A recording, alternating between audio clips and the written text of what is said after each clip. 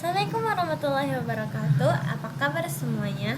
Oke, jadi di video kali ini saya akan membahas tentang dinamika atmosfer dan pengaruhnya terhadap kehidupan manusia. Pembahasan pertama kita pada hari ini adalah atmosfer. Oke, apa itu atmosfer?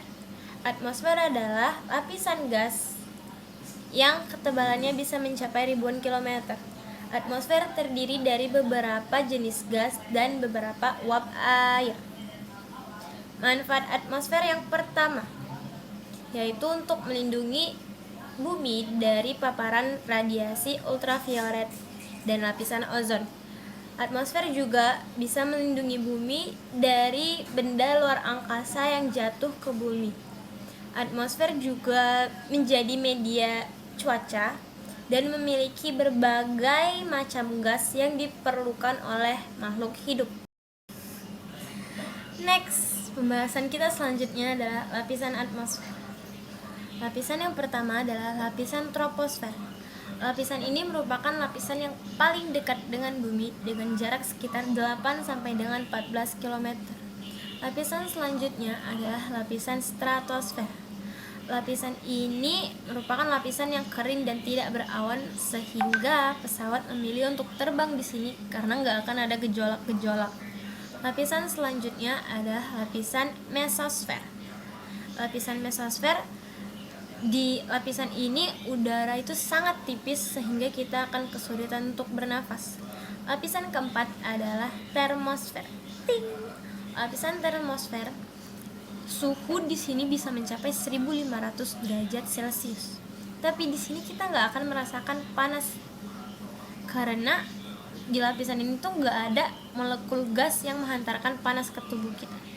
Di lapisan ini juga merupakan lapisan yang satelit negara itu diparkirkan. Jadi di lapisan ini tuh banyak banget, ada yang satelit dari Indonesia, misalnya dari Amerika, itu semuanya di lapisan termosfer. Lapisan selanjutnya adalah eksosfer, lapisan paling luar bumi. Lapisan ini sebenarnya nggak ada batasnya, tapi NASA menetapkan batasnya itu sekitar 10.000 km. Oke, next, pembahasan kita selanjutnya adalah gejala optik di atmosfer. Gejala yang pertama ada pelangi. Pelangi merupakan gejala optik yang terjadi akibat pembiasan siar matahari oleh titik-titik air hujan yang terlerai menjadi spektrum warna. Oke, gejala optik yang selanjutnya ada halo. Tahu kan halo yang biasanya dia lingkaran putih atau bisa juga kayak pelangi warna-warni gitu di sekitar bulan atau matahari. Nah, gejala ini terjadi akibat pembiasan matahari atau bulan oleh kristal-kristal es yang terkumpul dalam jenis awan-awan tinggi. Oke, gejala optik yang ketiga ada namanya sandikala. Ini anak yang suka sunset sama sunrise ini pasti tahu. Sandikala itu dia cahaya berwarna merah kekuningan yang muncul ketika matahari tenggelam dan terbit. Nah, ini tuh terjadi akibat pemancaran cahaya oleh partikel di atmosfer.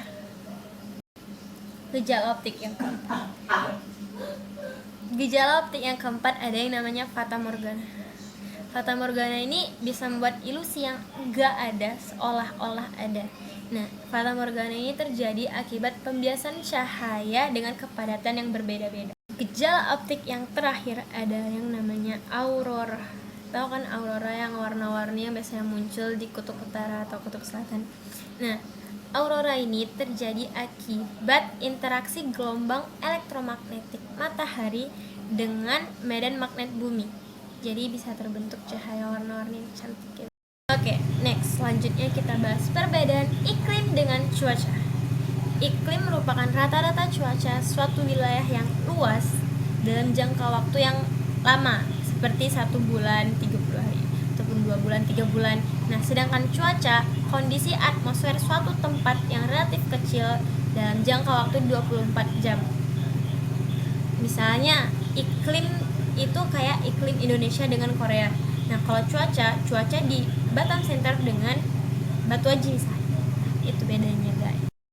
Oke, pembahasan kita selanjutnya adalah pengukuran unsur data dan interpretasi data cuaca. Yang pertama ada penyinaran matahari. Suhu udara permukaan bumi itu bergantung dengan lamanya penyinaran matahari, sudut datangnya sinar matahari, tinggi rendahnya suatu tempat, serta keadaan permukaan bumi. Yang kedua ada tekanan udara.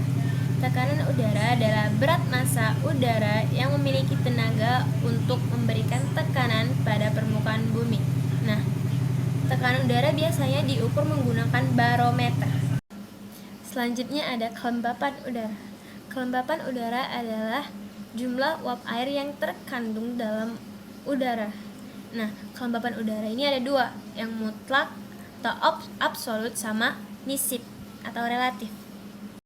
Yang keempat ada awan.